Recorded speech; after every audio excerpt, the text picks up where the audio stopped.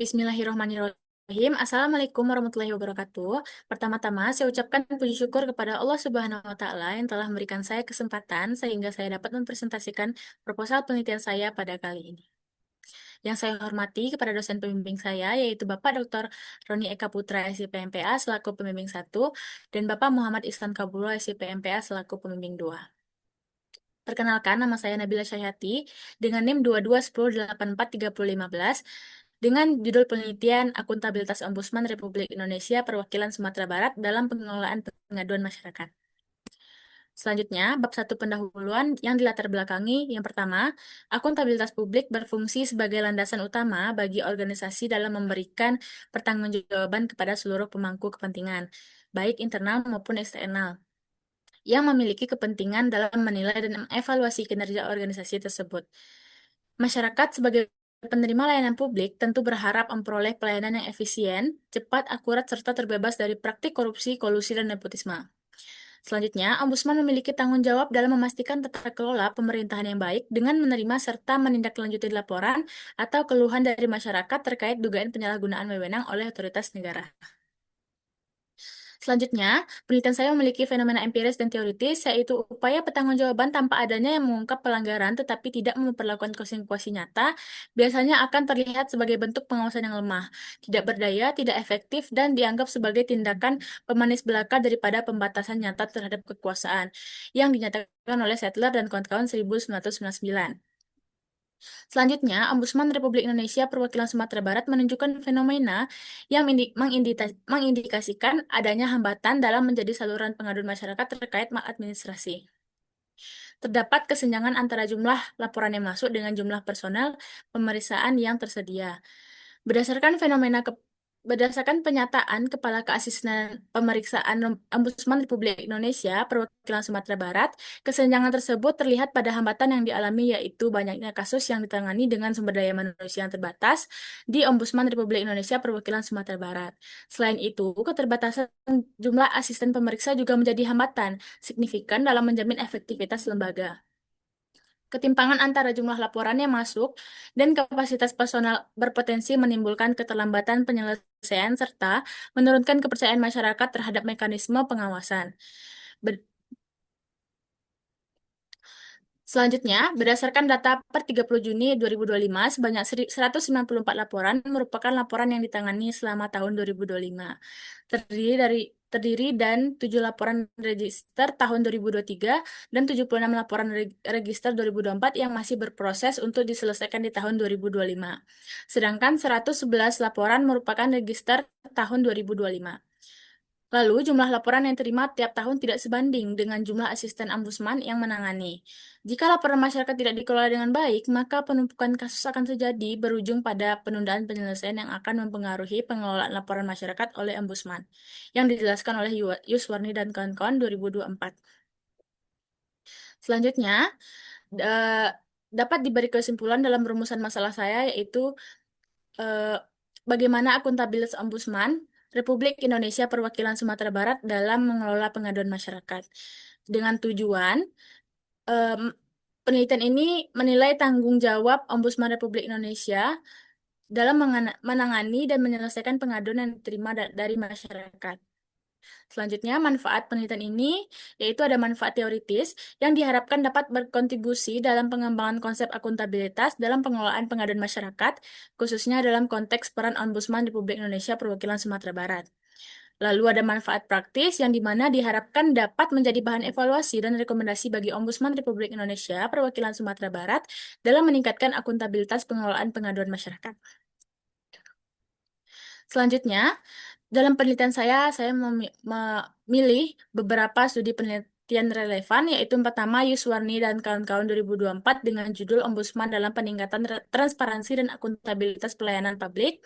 Yang kedua yaitu ada Sugiarto dan kawan-kawan 2024 dengan judul Analisis Efektivitas Kinerja Ombudsman Republik Indonesia Perwakilan Jateng dalam Penanganan Dugaan Maladministrasi PPDB 2023. Dan yang terakhir ada Rahmaini dan Siahan 2022 Akuntabilitas Ombudsman Republik Indonesia Perwakilan Sumatera Utara dalam Pelayanan Publik.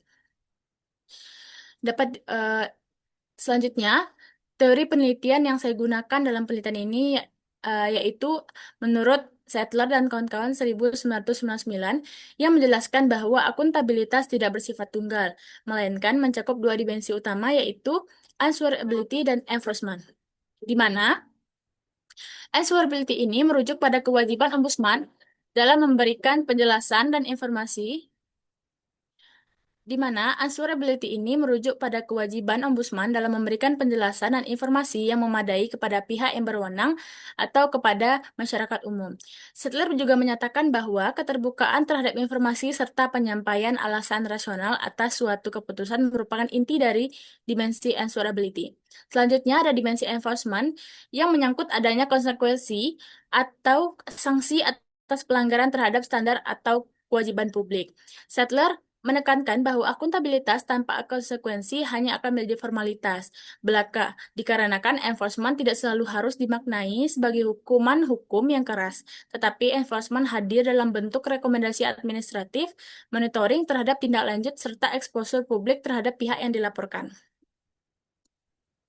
Selanjutnya, di sini ada skema pemikiran, yaitu yang pertama Undang-Undang Nomor 37 Tahun 2008 tentang Ombudsman, lalu ada Peraturan Ombudsman Republik Indonesia Nomor 58 Tahun 2003 tentang cara pemeriksaan dan penyelesaian laporan, lalu ada pengelolaan pengaduan masyarakat oleh Ombudsman Republik Indonesia Perwakilan, dan akuntabilitas Ombudsman Perwakilan Sumatera Barat dalam pengelolaan pengaduan masyarakat. Selanjutnya, akuntabilitas menurut Settler dan kawan-kawan 1999 dengan dua dimensi yaitu answerability dan enforcement dan juga memiliki indikator. Yang pertama informasi, justifikasi, rekomendasi, dan juga tindak lanjut. Selanjutnya, ada definisi konsep.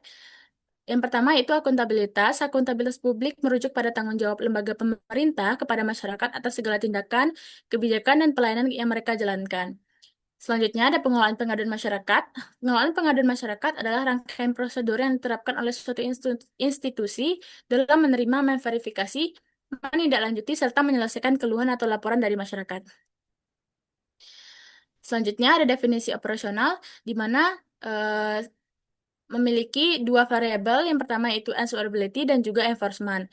Answerability ini memiliki dua indikator, yaitu informasi dan justifikasi. Di dalam informasi itu cara mengukurnya. Yang pertama itu mengidentifikasi ketersediaan informasi terkait proses penyelesaian laporan yang dapat diakses publik atau pelapor. Yang kedua, mendeskripsikan bagaimana kepatuhan Ombudsman Republik Indonesia Perwakilan Sumatera Barat dalam menyampaikan pemberitahuan kepada pelapor tentang dimulainya pemeriksaan dan perkembangan penanganan laporan minimal 2 kali. Yang ketiga, menelusuri ketersediaan dan pelaksanaan SOP penyampaian informasi terkait pengaduan, misalnya surat pemberitahuan resmi, update melalui aplikasi atau website Ombudsman. Yang terakhir, mengidentifikasi kegiatan sosialisasi Ombudsman mengenai mekanisme pengaduan termasuk siapa yang melaksanakan, asisten staf humas, magang, seberapa sering dilakukan, media yang digunakan, tatap muka, laman web, media sosial, dan dampaknya terhadap pemahaman masyarakat. Selanjutnya, di indikator answerability ada justifikasi dengan cara mengukur yaitu mengidentifikasi alasan rasional atas suatu tindakan Ombudsman Republik Indonesia Perwakilan Sumatera Barat terkait penyelesaian laporan masyarakat. Lalu selanjutnya, mengkaji laporan hasil pemeriksaan atau LHP yang wajib berisi uraian laporan hasil pemeriksaan, bentuk maladministrasi, pendapat, dan kesimpulan sebagai bentuk pertanggungjawaban Ombudsman kepada pelapor. Selanjutnya, mengidentifikasi alasan penutupan laporan, apakah karena maladministrasi telah diselesaikan, ada kesepakatan mediasi atau konsiliasi, atau rekomendasi sudah dijalankan. Lalu yang terakhir, mengobservasi bagaimana ombudsman menyampaikan alasan atau penjelasan kepada pelapor maupun terlapor, baik melalui surat resmi, tatap muka, atau konferensi pers. Selanjutnya, di variabel enforcement memiliki dua indikator, yaitu rekomendasi dan juga tindak lanjut. Rekomendasi memiliki cara mengukur, yaitu menelaah isi rekomendasi ombudsman terkait pengaduan, apakah sudah memuat uraian laporan, hasil pemeriksaan, bentuk maladministrasi, dan kesimpulan yang jelas sesuai Peraturan Ombudsman Nomor 58 Tahun 2023. Selanjutnya, mengukur ketepatan waktu penyampaian rekomendasi kepada pelapor, terlapor, dan atasan terlapor maksimal 14 hari setelah LAP selesai. Mengamati apakah rekomendasi terkait pengaduan dipublikasikan melalui website, laporan tahunan, atau media massa sebagai bentuk transparansi. Dan yang terakhir, menelusuri proses sosialisasi rekomendasi kepada pihak terlapor agar isi dan kewajiban tindak lanjut benar-benar dipahami sesuai peraturan Ombudsman nomor 58 tahun 2023. Dan yang selanjutnya, di di indikator enforcement ada tindak lanjut dengan cara mengukur. Yang pertama yaitu menganalisis apakah rekomendasi yang diberikan oleh Ombudsman Republik Indonesia Perwakilan Sumatera Barat dapat menyelesaikan persoalan yang dilaporkan. Yang selanjutnya, mengukur tingkat kepatuhan instansi terlapor dalam melaksanakan rekomendasi Ombudsman atas pengaduan masyarakat dengan batas waktu 60 hari. Selanjutnya, menelaah hasil monitoring Ombudsman terhadap tindak lanjut rekomendasi apakah dilaksanakan penuh, sebagian tidak dilaksanakan, atau tanpa jawaban. Lalu yang terakhir, mengkaji langkah Ombudsman jika rekomendasi tidak dilaksanakan seperti mempublikasikan instansi, tidak patuh, atau menyampaikan laporan ke DPR atau Presiden. Selanjutnya, di bab 3 metode penelitian yaitu ada pendekatan penelitian. Dengan metode penelitian kualitatif ini adalah metode yang digunakan untuk mengeksplorasi kompleksitas proses penyelesaian laporan pengaduan. Selanjutnya, di teknik pengumpulan data yaitu dengan cara observasi, wawancara, dan juga dokumentasi. Selanjutnya, teknik pemilihan informan dalam penelitian ini, teknik pemilihan informan yang peneliti gunakan yaitu dengan teknik purposive sampling, yaitu metode pemilihan sampel berdasarkan kriteria atau pertimbangan tertentu yang relevan dengan tujuan penelitian. Selanjutnya, peranan peneliti. Peneliti memiliki peran sentral sebagai instrumen utama dalam penelitian. Selanjutnya, proses penelitian yang diawali dengan pengurusan surat izin penelitian, melakukan wawancara dengan pihak terkait, dan mengumpulkan data awal yang berkaitan dengan penelitian. Lalu yang terakhir, unit analisis, yaitu Lembaga Ombudsman Republik Indonesia Perwakilan Sumatera Barat. Selanjutnya, teknik analisis data berupa reduksi data, penyajian data, dan penarikan kesimpulan. Lalu ada teknik keabsahan data. Dalam penelitian ini, teknik yang digunakan untuk memverifikasi data adalah teknik triangulasi sumber, yaitu melakukan perbandingan antara sumber data yang satu dengan yang lain. Baik, sekian dari saya. Mohon maaf apabila ada kesalahan. Assalamualaikum warahmatullahi wabarakatuh.